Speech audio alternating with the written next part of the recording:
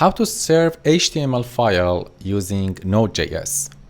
In VS Code, create a new file and save it as index.html. In your desktop, create a new folder like Node website, and inside that save index.html. Type HTML:5, and there we are. Inside the body section, create heading 1 and set it to Hello World. We are going to serve this file using Express.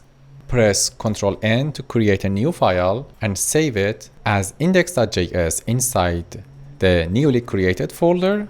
Type const express require express to import express. Import path package from Node.js. Create a new Express application and define a route for the home page and return this function.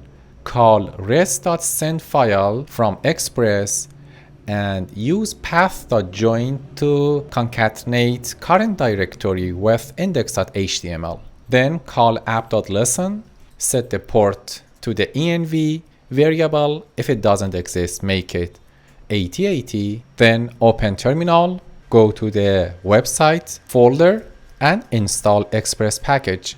Then type node, put a dot to run the index.js by node.